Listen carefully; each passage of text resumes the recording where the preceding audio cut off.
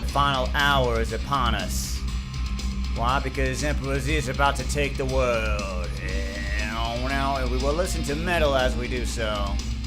Because apparently there is another civilization left. Why wouldn't there be? Because we haven't beaten the game, of course. Build whatever.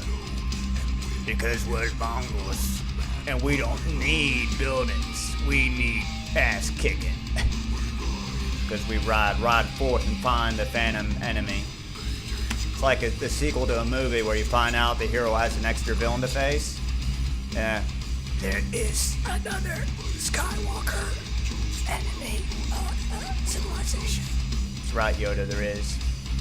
And I'm guessing he's either on one of these islands. This one? Or this one? Let's go to that one first. Build. We'll ride forth and find them. The ball's in your court, Phantom Civilization. Build a cannon. This cannon right here, this is going to be Emperor Z's cannon. That's him in the game. he commands a cannon. They just bring him into battle. Shoot forth, Miss Leader. Yeah. Did Emperor Z break his promise? Too bad Emperor Z breaks his promises all the time. That's so Mongol of him, the Legolandians say. That's so Mongol that he just broke his promise and then, kill all the civilizations. I thought there would be no more civilizations because that pop-up page showed that there wouldn't be. I mean, it said Americans in English. Bring that page before me. We will execute it with riflemen. Good. That sounds good. Before we move him, let's move one of these boats. Yeah, maybe in different versions, the civilizations don't spawn back. In this one, apparently, when Emperor Z kills somebody, they stay dead. They're not coming back when Emperor Z kills somebody. And there's the guy. I'm gonna play some better music. We ride. Poor Phantom Civilization. Emperor Z is about to go to town on you. Go to town on him. Go to town on that town with that badass cannon, Emperor Z. You just go over here and find out if there's any more Egyptian, or find out if there's any more guys. I think that's Egyptians because it's Thebes, obviously. No, wait, because Emperor Z's gonna get him. Here we go. We're gonna kill him. We're gonna beat Sid Meier's game. Victory. Victory is mine, Sid Meier's. I've beaten your game, and I've beaten Thebes. I don't know about you, but I feel 10 times more awesome from seeing that. Your game has been beaten, Sid Meier's. And you give me awesome thing. Put some towerness on it. Yeah, that's good.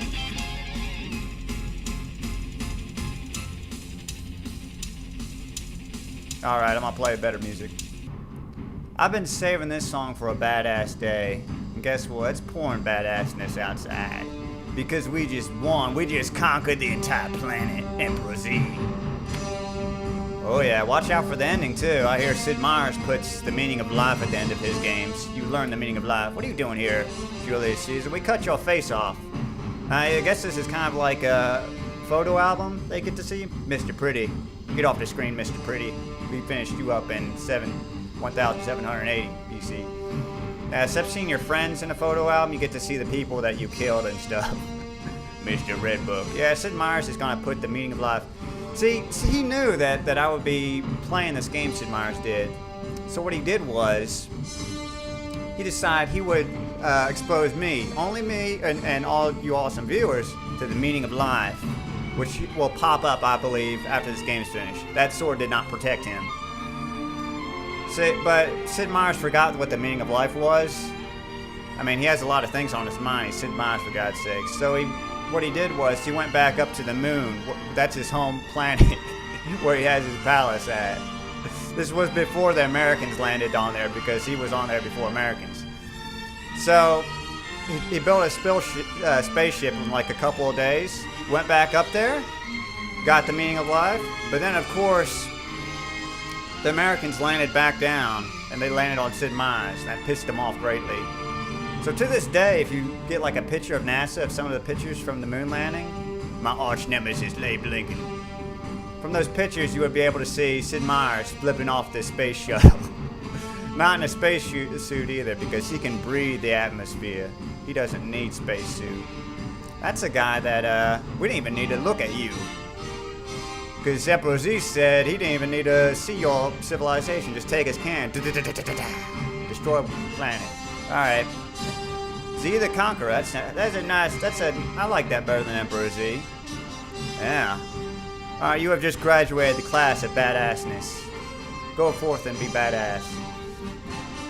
If I had to say what this game felt like as I was playing it, I think it would be like, much like a lightning bolt that went into my head and had sex with my brain cells. That was kind of the experience.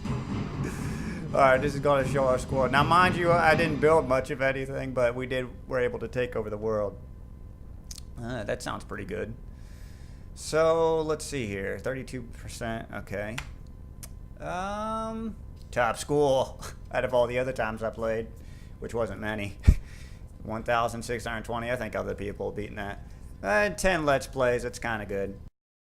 Now, I'm greatly saddened.